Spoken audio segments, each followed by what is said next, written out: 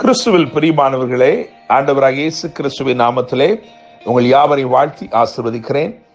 இந்த நாளுக்கென்று தேவன் நமக்கு அருளியிருக்கும் ஜீவ வார்த்தை சங்கீதம் 90 அதிலே 17வது வசனம். அந்த வசனத்தின் ஒரு பகுதியை நான் வாசிக்கிறேன். எங்கள் கைகளின் கிரியையை எங்களிடத்தில் உறுதிப்படுத்தும், ஆம் எங்கள் கைகளின் கிரியையை எங்களிடத்தில் உறுதிப்படுத்தி அருளும். என கேட்கிற தேவனுடைய பிள்ளைகளே, இந்த விண்ணப்பம், இந்த வசனம், இதன் ஒரு அர்த்தம் என்னவென்று சொன்னால், ஆண்டவரே எங்கள் கைகளின் கிரியைகளை உறுதிப்படுத்தி நாங்கள் எடுத்து செய்து கொண்டிருக்கிற காரியங்கள் வாய்க்கும்படி செய்யும். எங்கள் காரியங்களில் ஒரு காரிய சக்தி உண்டாயிருப்பதாக என்று அர்த்தப்படும், என்று பொருள்படும் ஒரு வசனத்தில் இருந்துதான் கர்த்தர் நம்மோடு கூட இன்றைக்கு பேசுகிறார். ஆங்கிலத்தில் make our efforts successful, confirm the works of our hands என்று எழுதியிருக்கிறது.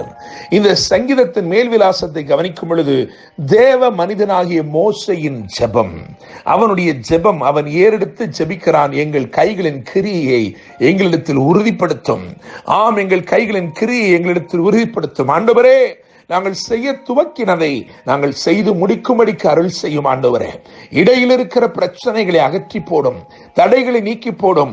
நாங்கள் எதை தொடர்ந்து, எதை நிறைவேற்றி முடிக்க வேண்டுமோ, எதை நாங்கள் செய்து முடிக்க வேண்டுமோ அதை வெற்றியோடு செய்து முடிக்கும்படி இந்த நாளிலே உதவி செய்யும் என்கின்ற வண்ணமாக ஏறெடுக்கப்பட்ட ஜெபம். The problem in the process was over. இன்னைக்கு தீர்க்க தரிசனமாய் சொல்லுகிறேன், இந்த உங்களுடைய வாழ்க்கையிலே நீங்கள் செய்ய துவங்கினதிலே தொடரக்கூடாதபடிக்கு காணப்படுகிற பிரச்சனைகள் எதுவாயிருந்தாலும், உங்கள் வாழ்க்கையிலே நீங்கள் இதை செய்து முடிக்க வேண்டும் என்று முற்பட்டு நின்று அதிலே பாதியிலே தடைபட்டு போன காரியங்கள் எதுவாயிருந்தாலும், இன்றைக்கு அதை தொடரவும் அதை வெற்றியோடு முடிக்கவும் தேவன் உதவி செய்ய போகிறார். உங்கள் காரியங்களை எல்லாம் அற்புத விதமாய் தேவன் இன்றைக்கு வாய்க்க பண்ண போகிறார். தேவனுடைய பிள்ளைகளே, 3 காரியங்களை வேதத்திலிருந்து உங்களுக்கு முன்பதாக வைக்கும்படிக்கு விரும்புகிறேன். முதலாவது காரியத்தை விளக்கும்படிக்கு இந்த பகுதி, இந்த சங்கீதத்தில் இருந்தே நான் சொல்லும்படி விரும்புகிறேன். தேவ மனிதனாகிய மோசேயுடைய ஜெபம், ஏன் இந்த ஜெபம் ஏறெடுக்கப்பட்டது என்று சொன்னால், 3 நாட்களில் சென்றடைய வேண்டிய கானானை காணாமல் 40 வருடங்கள் வனாந்தரத்திலே அவிசுவாசத்து நிமித்தமாயும் கீழ்ப்படியாமை நிமித்தமாயும் அலைந்து கொண்டிருந்தார்கள். அந்த 40 ஆண்டுகளின் இறுதியிலே எல்லாரும் சோர்ந்து போய், எல்லாரும் தளர்ந்து போய் இருக்கும் பொழுது மோசே ஏறெடுத்த ஜெபம் தான் இது. அவன் ஜெபித்தான், ஆண்டவரே, ஆண்டவரே, தேவரீர் எங்களை சிறுமைப்படுத்தின நாட்களுக்கும் நாங்கள் துன்பத்தை கண்ட வருஷங்களுக்கும் சரியா எங்களை மகிழ்ச்சியாக்கும் என்று கேட்டான்.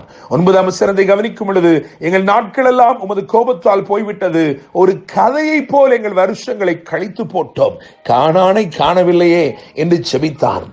யாத்திராமம் 33:13 கவனிக்கும் பொழுது, உமது வழியை எனக்கு அறிவியும் என்று கேட்டான். என கேட்கிற தேவனுடைய பிள்ளைகளே, அவனுக்கு பதில் கொடுத்தார். யாத்திராமம் 33:17 என் கிருபை உனக்கு தருகிறேன், என் கிருபை உன்னை நடத்தும் என்று வாக்கு கொடுத்தார். தேவனுடைய பிள்ளைகளே, இந்த ஜெபத்திற்கு பிறகுதான் தேவன் யோசுவாவை எழுப்பி இந்த ஜனத்தை கொண்டு போய் கானானிலே சேர்த்தார். எனவே முதலாவது பிரச்சனை, அவர்கள் வழி நடந்து போகையில் வழியை காணவில்லை என்கின்ற பிரச்சனை. அந்த பாதையிலே இருந்த பிரச்சனை கர்த்தர் அற்புத விதமாய் மாற்றி அந்த ஜனம் கானானிலே போய் கால் மிதிக்கும்படி கர்த்தர் கிருபை செய்தார். மோசேக்கும் கிருபை கிடைத்தது. கிறிஸ்து இயேசுவின் நாட்களிலே அவனும் அந்த கானானுக்குள்ளே, அதாவது மறுரூப மலையிலே வந்து நிற்கும்படிக்கு தேவன் அவனுக்கும் அனுக்கிரகம் செய்தார். இரண்டாவதாக 2 ராஜாக்கள் 6ஆம் அதிகாரம் 5ஆம் வசனத்தை கவனிக்கும் பொழுது, 2 Kings 6:5 அதில் கவனிக்கும் பொழுது, ஒருவன் உத்திரத்தை வெட்டி விழுத்துகையில் அது கோடரி, அந்த கோடரி தண்ணீரிலே விழுந்து விட்டது என்று எழுதியிருக்கிறது. அப்பொழுது தேவ மனுஷனாகிய எலிசா கேட்கிறான், எங்கே விழுந்தது என்று சொல்லி இடத்தை காண்பித்த போது வேதம் சொல்கிறது, அவன் ஒரு கொம்பை வெட்டி, அதாவது ஒரு கிளையை வெட்டி அதை அங்கே எரிந்து அந்த கோடரியை மிதக்கப்படினான் என்று எழுதியிருக்கிறது. என கேட்கிற தேவனுடைய பிள்ளைகளே, முதலாவது கிருபை வெளிப்பட்டபடினாலே அந்த அவர்கள் தொடர்ந்து கானானுக்குள் செல்லும்படிக்கு கர்த்தர் உதவி செய்தார். இரண்டாவதாக இங்கே ஒரு கொம்பு துருவு, அதாவது ஒரு கிளை ஒன்று, அது செழுமையான ஒரு மரத்திலே இருந்து அது முறிக்கப்பட்டு அது இங்கே எரியப்பட்டது என்று எழுதியிருக்கிறது.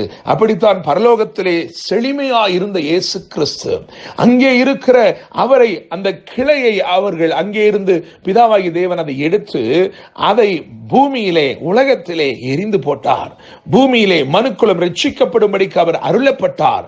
அப்படியாக வந்தபடினாலே பாருங்கள், மிதக்கத்தான் முடியும் என்கின்ற கிளை, அந்த கிளை மூழ்கவே மூழ்காது, அந்த கிளை ஒன்றினாலும் மூழ்கடிக்க முடியாது. ஆனால் அவர் நமக்காக மூழ்கி போன நம்மை மிதக்கப்படினார். என கேட்கிற தேவனுடைய பிள்ளைகளே, அதுதான் இரண்டாவதாக நான் சொல்ல விரும்புகிறேன். விழுத்துகையில், அவன் வெட்டி விழுத்துகையில் ஏற்பட்ட பிரச்சனை, பாதியிலே, அதாவது அவன் நடத்த முடிக்கும் போது நடந்த பிரச்சனை, அதிலே கர்த்தர் ஒரு அற்புதத்தை செய்தார். மூன்றாவதாக எரேமியா 18:4 வாசிக்கும் பொழுது அங்கே கவனிக்கலாம். ஒருவன், அதாவது குயவன் திரியிலே வணைந்து கொண்டிருக்கிறான், வணைந்து கொண்டிருக்கையில் கெட்டு போயிற்று என்று எழுதியிருக்கிறது. ஆயினும் அதை திருத்தமாய் செய்யும்படிக்கு தம்முடைய கரத்தை திரும்பமாய் அதன் மேல் வைத்தார். என கேட்கிற தேவனுடைய பிள்ளைகளே, ப்ராசஸ், அதாவது நீங்கள் செய்து கொண்டிருக்கிற செயல்பாட்டிலே உங்கள் காரியங்கள் நடந்து நிறைவேறிக் கொண்டிருக்கிற பொழுது பிரச்சனைகள் வந்து விட்டதா? இன்றைக்கு கர்த்தர் தீர்க்க தரிசனமாய் சொல்லுகிறார், அவைகளை எல்லாம் சரிப்படுத்தும்படிக்கு அவர் தம்முடைய கிருபை அனுப்புகிறார். கிளையாகிய கிறிஸ்து இயேசுவே உங்களுக்காக இறங்கி வருகிறார். மூன்றாவதாக நாம் தியானித்ததன்படி அவருடைய கரத்தை அனுப்புகிறார். பரிசுத்த ஆவியானவர் என்னும் கரம் இறங்கி உங்களுக்காக செயல்படும் பொழுது எல்லாவற்றையும் சீர்படுத்தி விடுகிறது. நாம் வாசித்த வசனத்தை கவனிப்போம். சங்கீதம் 90:17, அதிலே எங்கள் கைகளின் கிரியையை எங்களிடத்தில் உறுதிப்படுத்தும். ஆம், எங்கள் கைகளின் கிரியை எங்களிடத்தில் உறுதிப்படுத்தும். நான் நம்புகிறேன், விசுவாசிக்கிறேன். இன்றைக்கு கர்த்தர் இந்த உங்களுடைய கைகளின் கிரியைகளை உறுதிப்படுத்தி நீங்கள் எவைகளை தொடர்ந்தீர்களோ அவைகளை நிச்சயமாய் செய்து முடிக்கும்படிக்கு கர்த்தர் உங்களுக்கு பலனையும் கிருபையும் அருள்வாராக. என்றும் அன்புடன் pastor Daniel Moses. God bless you.